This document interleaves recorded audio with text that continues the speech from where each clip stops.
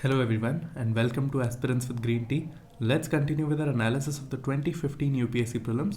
जो क्वेश्चन आज हम देखेंगे वो दो क्वेश्चंस है, एक तो आपका पॉलिटी से और एक एनवायरनमेंट से. तो देखते हैं, ये पॉलिटी का क्वेश्चन है, एनवायरनमेंट का क्वेश्चन है. तो फर्स्ट क्वेश्चन देखते हैं. To uphold and protect the sovereignty, unity and integrity of India is a provision made in the.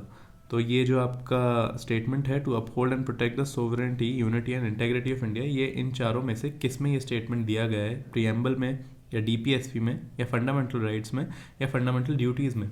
तो इसका कहने का पहली बात तो ये मतलब है कि आपको ये चारों याद होने चाहिए. प्रीएम्बल आपको पूरा याद होना चाहिए, डीपीएसपी सारे क्या हैं वो आपको पता होने चाहिए, फंडामेंटल राइट्स बहुत ऑब्वियसली, और फंडामेंटल ड्यूटीज़ भी जो 11 है अब, तो वो सारी आपको पता होना चाहिए.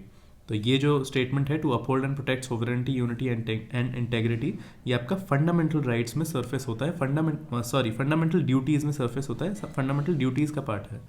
तो इसी बात पे फंडामेंटल ड्यूटीज़ भी हम थोड़ा ब्रीफ में डिस्कस कर लेते हैं कि फंडामेंटल ड्यूटीज़ आपके आर्टिकल 51A में आता है ऑफ द कॉन्स्टिट्यूशन, और ये ऐड हुआ था by 42nd amendment on the basis of the recommendations of Swaran Singh committee.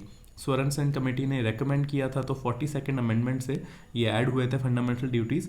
और बिगिनिंग में 10 फंडामेंटल ड्यूटीज़ ऐड हुए थे, और 86th अमेंडमेंट से एक 11th फंडामेंटल ड्यूटीज़ ऐड हुआ था एजुकेशन से रिलेटेड, कि पेरेंट्स की रिस्पॉन्सिबिलिटी है to get their ward educated.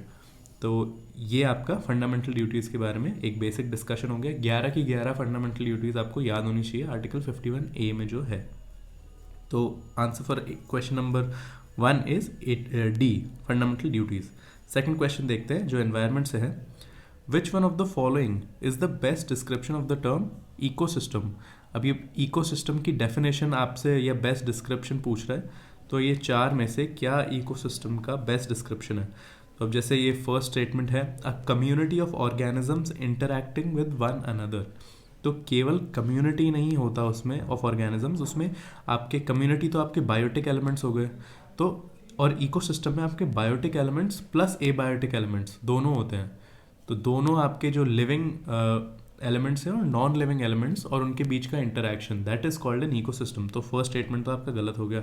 Second है, that part of the earth which is inhabited by living organisms. तो ये स्टेटमेंट जो आपकी है, ये डेफिनेशन ऑफ बायोस्फेयर है और इकोसिस्टम की नहीं. That part of the earth which is inhabited by living organisms, तो दिस इज बायोस्फेयर. तो अगेन ये दोनों ही गलत हैं. थर्ड पढ़ते हैं, a community of organisms together with the environment in which they live. Now this is your correct statement. Community of organisms है together with the environment. तो आपका कम्युनिटी ऑफ ऑर्गेनिजम्स तो बायोटिक एलिमेंट्स हो गए, और जो एनवायरनमेंट है वो एबायोटिक एलिमेंट्स हो गया. एनवायरनमेंट में आपका सब इंक्लूड होता है, एटमॉस्फेयर, एयर और सॉइल, ये सारे लिथोस्फेयर और अलग से हाइड्रोस्फेयर. तो ये सारी चीज़ें आपके एबायोटिक एलिमेंट्स हैं, मतलब नॉन लिविंग एलिमेंट्स हैं. This together with community of organisms, तो वो लिविंग एलिमेंट्स हो गए ऑर्गेनिजम्स, और ये दोनों टुगेदर जब एक दूसरे से इंटरैक्ट करते हैं और एक पूरा होलिस्टिक फंक्शनल बॉडी क्रिएट करते हैं, that is called an ecosystem. तो answer for this question will be C. तो ये हो गए आपके दोनों क्वेश्चंस.